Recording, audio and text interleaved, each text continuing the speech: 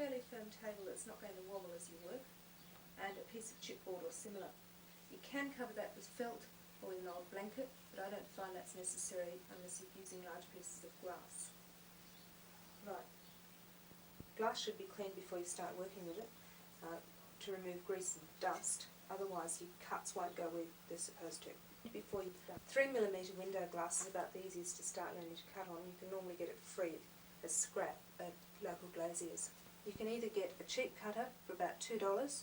This one has to be dipped into kerosene before each cut's made, or you can buy an expensive, like $20 oil-filled cutter.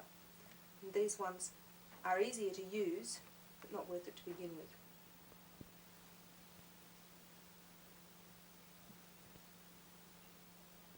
When using a cutter, it's very important to keep even pressure on each side of the cutting head. Now the cutting head has a tiny wheel on it, and to do that you hold it between your first two fingers, you place your thumb underneath and your fingers on either side. It feels slightly awkward to begin with, but if you're going to do very much cutting, it's worth learning the technique. Now, to actually cut the glass, you place the wheel of your cutter on the edge and you press down and you move it to the other side. And your cut must go right to the other side of the glass. You'll hear a slight scrabbly sound as the cutter moves across the glass, and that shows you that it's actually cutting. Using pliers, and we'll do another cut. But using the other cutter, dip it in kerosene, move it to the edge of your glass,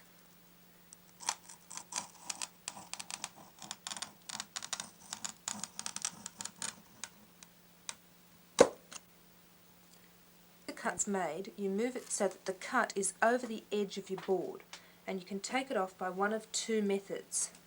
Either you can tap underneath using the other end of the cutter, and you'll see a change on your line, and the glass comes away. The alternative method for taking it off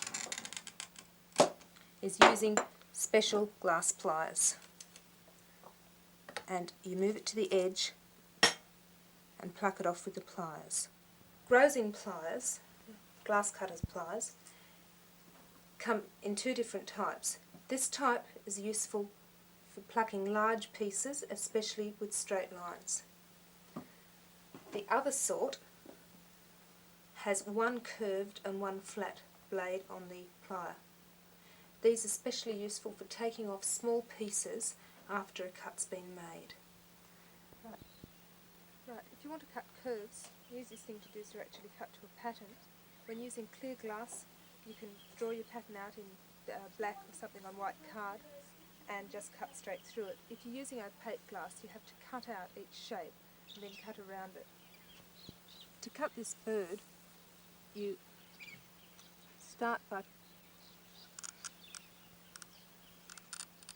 cutting around your shape, and as each cut is made, it must be removed.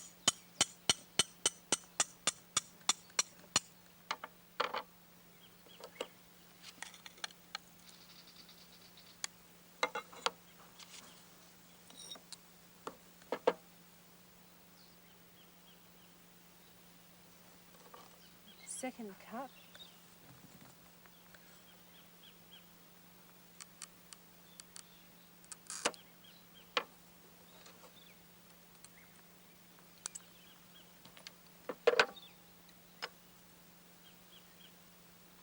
And the third cut for that wing.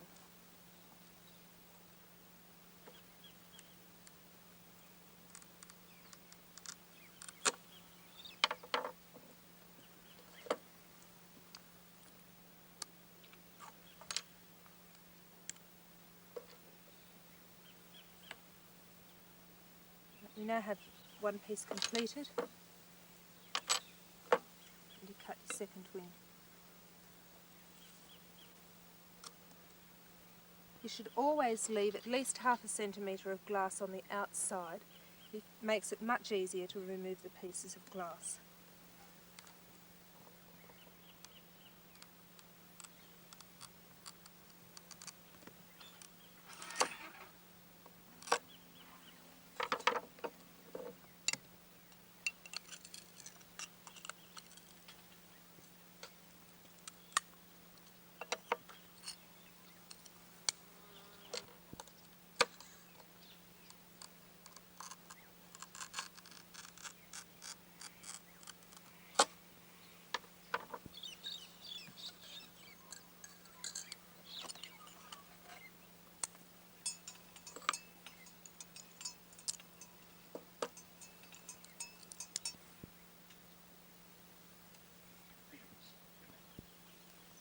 to do the beak.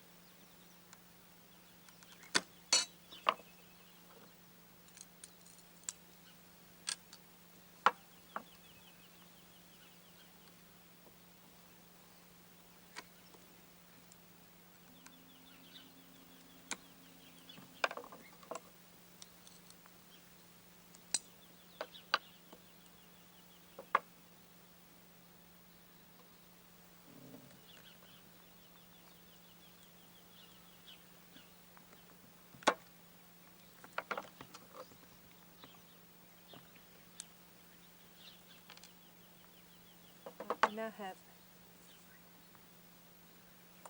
two wings and the beak. On this design the body is going to be the hardest part because it's narrower in the centre there. That narrowing will mean that it's reasonably difficult to cut.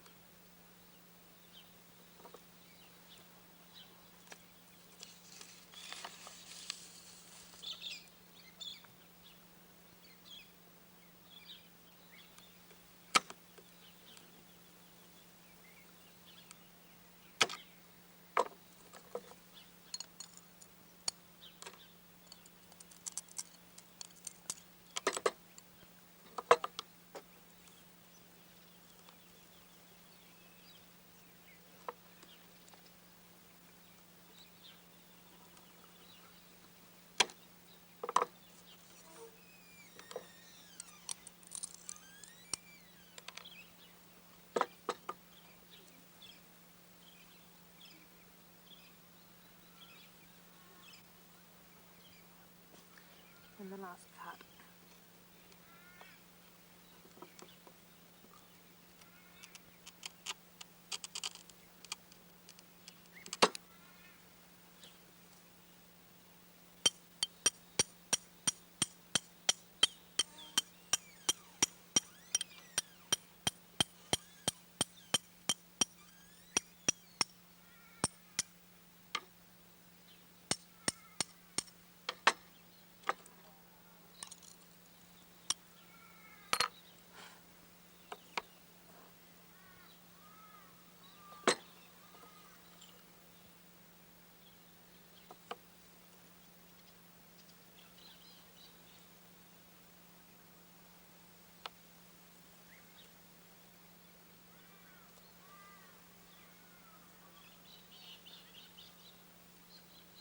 We now have our bird. Now to clean up the edges we can either hand grind or use a grinding wheel. I'm going to use a grinding wheel. By doing so you can remove small irregularities such as those, and it means that the whole thing fits more closely at the end and goes together as a neater unit. When grinding glass, it's necessary to wear safety goggles. If this is just a cheap grinder, you can get water-cooled ones. It's important that you don't allow the edges to get too hot as you're grinding them, so you just keep it moving on the wheel.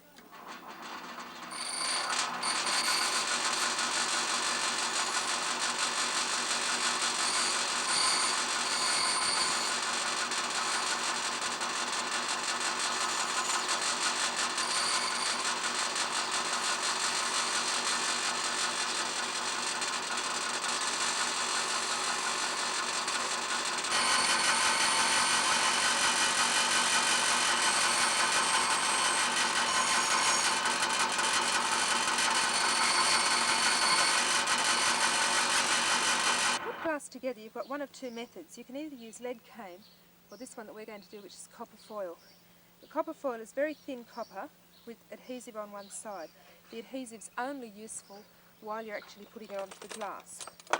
What you do is you wrap it around the glass so you've got a very small overlap of the foil on each side.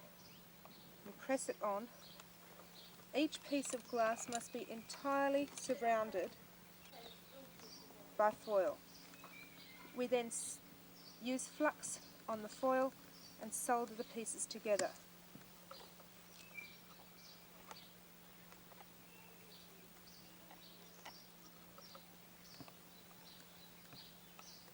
You smooth the foil right around so that you've got good adhesion to the glass. One of the most useful things for this is a fingernail.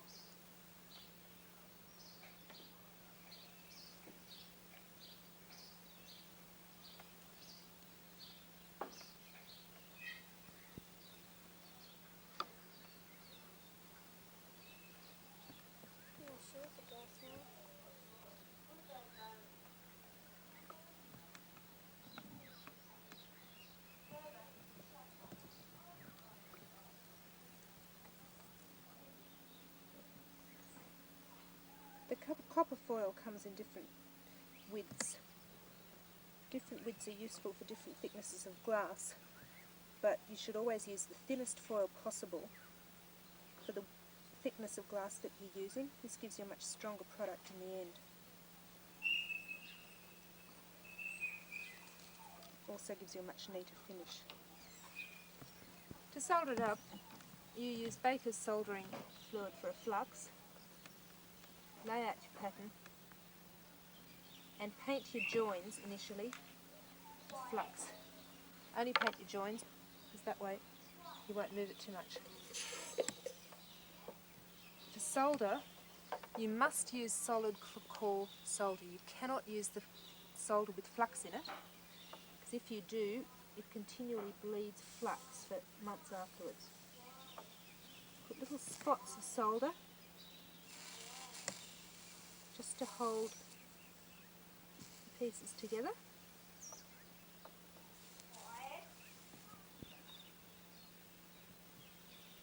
Right, the whole piece now gets fluxed fully, right around the edges as well.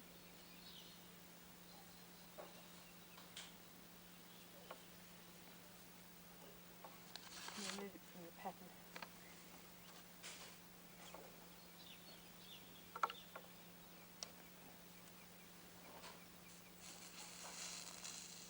The solder gets built up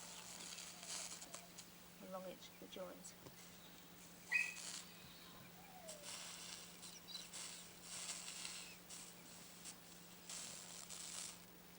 You aim to get a smooth, slightly raised join, sometimes easier than others. The piece then gets turned over, the same done to the other side.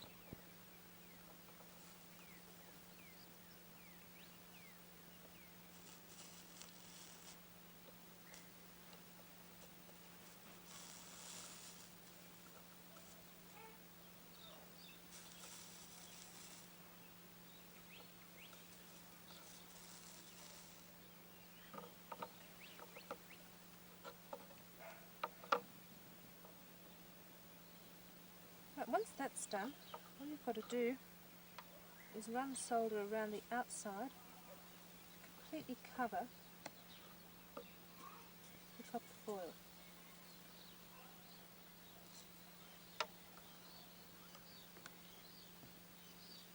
This not only seals it, but the heat helps to contract the copper foil and bind it onto the glass.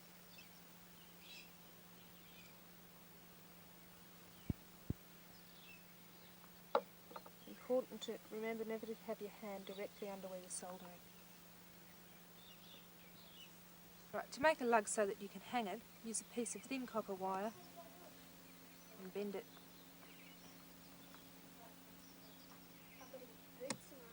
approximately that shape. Then you have to find the balance point of the object you've made. The simplest way is to hold it between two fingernails and move it till you get the position that you want it to hang from.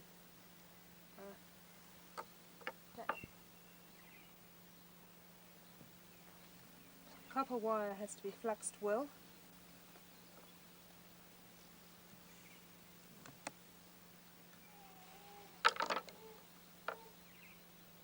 And soldered in position.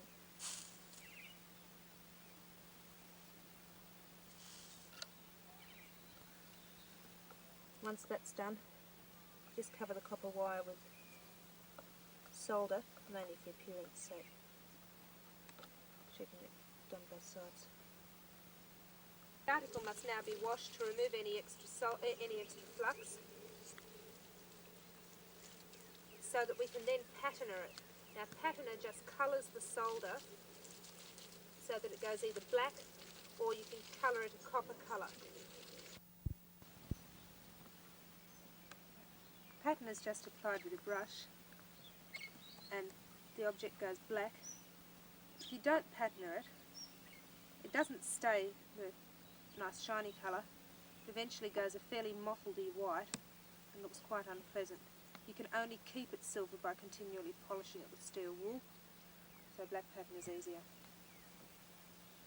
Patterner is left on until the desired degree of blackness is obtained, and then it's just washed off with a brush.